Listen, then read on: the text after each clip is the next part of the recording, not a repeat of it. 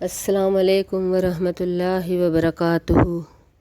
اللہ نے اپنے بندوں کو بے پناہ نعمتوں سے نوازا ہے۔ قرآن میں آتا ہے، اگر تم اللہ کی نعمتوں کو شمار کر سکو، اگر تم ان کو گن سکو تو تم کبھی بھی ان کا احاطہ نہیں کر سکتے۔ بلا شبہ ایسا ہی ہے۔ اللہ نے ہم پر اتنی نعمت کی ہے کہ ہم ان کا شمار تو کیا، ان کا حق بھی ادا نہیں کر سکتے۔ اللہ تو ہم سے فقط اپنی بندگی چاہتا ہے۔ اللہ نے یہ نعمتیں دے کے ہم سے کبھی بھی نہیں کہا کہ یہ میرا احسان ہے، بلکہ احسان کیا ہے؟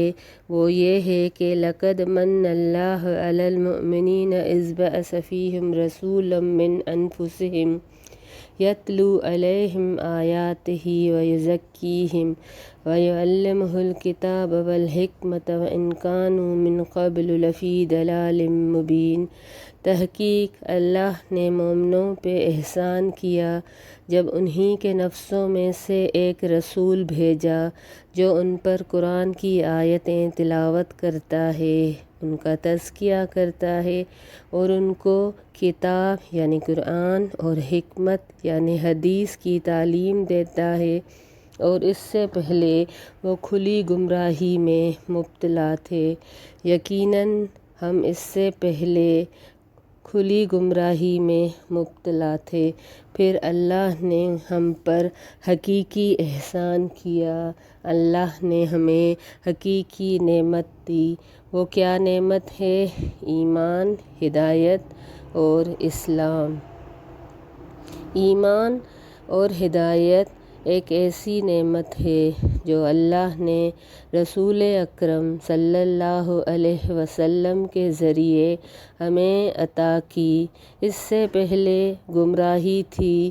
وہ کیسی تھی کہ عمر ایک بار بیٹھے بیٹھے ہنسنے لگے، پھر رونے لگے۔ لوگوں نے پوچھا، یہ کیا ماجرا ہے؟ عمر نے کہا، دور جہالت میں ہم سفر پہ جاتے تو سامان کے ساتھ کھجوروں کا ایک بت بنا لیتے۔ دوران سفر ہم اس کو نکالتے، اس سے دعائیں کرتے، اس کے آگے سجدہ کرتے، اس سے حاجت روائی کرتے، اور جب سفر لمبا ہو جاتا، سامان ختم ہو جاتا تو ہم اسی بت کو کھا جاتے۔ تو آج اسی لیے ہنس رہا ہوں، اسی لیے رو رہا ہوں کہ وہ کیسے خدا تھے، وہ کیسے بت تھے جن کو ہم کھا جاتے تھے۔ اور ایک صحابی اللہ کے رسول صلی اللہ علیہ وسلم کے پاس آتے ہیں، کہتے ہیں، میں سفر پہ جا رہا تھا، میری بیوی حاملہ تھی، میں نے اس سے کہا اگر لڑکی ہوتی ہے تو اس کو مٹی میں دبا دینا۔ جب میں آیا تو وہ زندہ تھی اور ذرا بڑی ہو گئی۔ میں نے اس کو ساتھ لیا اور صحرا میں نکل پڑا۔ میں نے اس کے لیے مٹی کا گڑھا کھودنا شروع کر دیا۔ وہ بچی بھی میرے ساتھ ساتھ مٹی ہٹانے لگی، کبھی میرے منہ سے، اپنے ننھے ننھے ہاتھوں سے وہ مٹی صاف کرتی۔ میں اس کو زمین میں گاڑنے لگا تو وہ رونے لگی، کہنے لگی، بابا مجھے ڈر لگے گا، مجھے ساتھ لے جاؤ۔ تو اے اللہ کے رسول، کیا اسلام میرے یہ گناہ معاف کر دے گا؟ وہ صحابی روتا جاتا، اس کے ساتھ اللہ کے رسول بھی روتے جاتے۔ اللہ کے رسول صلی اللہ علیہ وسلم اتنا روئے کہ ان کی داڑھی آنسوؤں سے تر ہو گئی۔ جہالت کا عالم یہ تھا کہ عورت کو ایک چیز سمجھا جاتا، اس کو خرید کے لونڈی بنایا جاتا، ایک عورت کو کئی مرد استعمال کرتے۔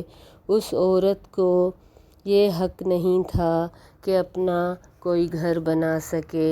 مرد اپنے باپ کی بیوہ یعنی سوتیلی ماں سے نکاح کر لیتا، بیٹی کی خوشخبری دی جاتی تو مرد کا چہرہ سیاہ پڑ جاتا۔ وہ کہتا، اس ذلت کو ساتھ لیے لیے پھرو گے یا مٹی میں دبا دو گے؟ اور غلام جو اشرف المخلوقات تھے، وہ انسان، ان کو بیچا جاتا، ان کو خریدا جاتا، پھر غلام یا لونڈی بنایا جاتا۔ جو چاہتے مالک ان کے ساتھ سلوک کر سکتے تھے۔ جوا کو کوئی کچھ بھی حرام یا کوئی غلط چیز نہیں سمجھا جاتا۔ شراب قطعاً حرام نہیں تھی، لہٰذا جب شراب کی حرمت آئی قرآن میں تو مدینہ میں ہر طرف شراب ہی شراب بہنے لگی، یعنی ان کے پاس اس کا اتنا ذخیرہ تھا۔ جنگیں تھیں تو نسلوں تک چلتیں، چھوٹی چھوٹی باتوں پہ جنگیں کی جاتیں، اور کوئی بڑا سبب نہ ہوتا۔ جنگوں میں قبائلی عصبیت کو ترجیح دی جاتی، مظلوم یا ظالم کا کوئی بھی لحاظ نہیں کیا جاتا تھا۔ سفر صرف حرمت والے مہینوں میں محفوظ تھا۔ منحوسیت اور فال نکالنے کا رواج تھا، ہر کام فال کے ذریعے نکالا جاتا۔ اگر تیر ان کی مرضی کے مطابق کہیں گرتا تو وہ کام کرتے، نہیں تو اس کو چھوڑ جاتے۔ اور کعبہ جو اس زمین پہ سب سے عزت والی جگہ ہے، جو اللہ کا گھر ہے، وہاں اس کعبے میں 360 بت رکھے گئے۔ وہ کعبہ جس کے لیے اللہ نے ابراہیم سے کہا، اس کو پاک رکھو، اس کو صاف کرو، رکوع کرنے والے اور سجدہ کرنے والوں کے لیے۔ حج کو وہ مانتے ضرور تھے، مگر قریش اپنے آپ کو اتنے اونچے نسب کا سمجھتے کہ وہ سمجھتے یہ ہماری شان کے خلاف ہے کہ ہم منا اور مزدلفہ یا عرفات میں ٹھہریں، لہٰذا وہ کعبہ میں ہی رہتے اور حج کو مکمل کرتے۔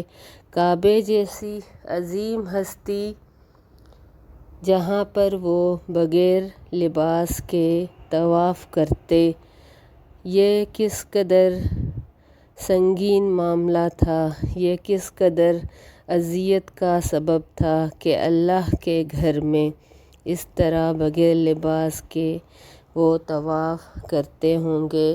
اس منظر کو اگر سوچیں تو دل کانپ جاتے ہیں۔